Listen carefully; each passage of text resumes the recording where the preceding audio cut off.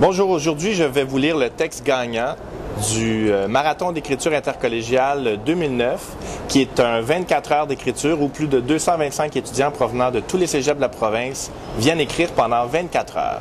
Il s'agit du texte de Émilie Dessureau-Paquette du cégep André-Laurando qui a remporté le premier prix.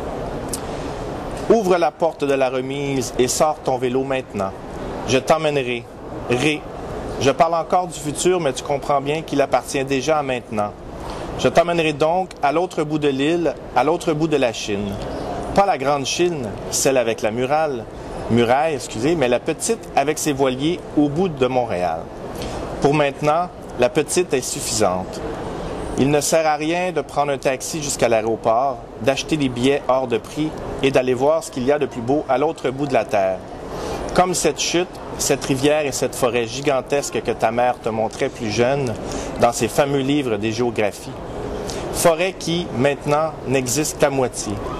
Contentons-nous plutôt du maintenant, de l'ici, mais sans bouder l'infini. Ne volons pas dans une machine de ferraille. Marchons plutôt les pieds sur le sol, dans la boue ou la glaise. Ta main dans la mienne. Utilisons la mécanique de nos bicyclettes par la piste qui longe le canal et les usines de l'autre siècle. Nos bicyclettes sont des avions personnels. Elles nous permettront de voler, de se perdre dans le vent, tout en touchant la terre en même temps. Plonger dans le Saint-Louis, sur lequel nous verrons le même soleil s'éteindre, le soir venu, dans l'horizon de l'eau. La terre est ronde, la fin ou le bout du monde, là-bas, est le même qu'ici. Il ne sert à rien d'attendre 1000 ans. Partons maintenant, mais tout près. Nous sommes les pèlerins des temps imprécis. Merci.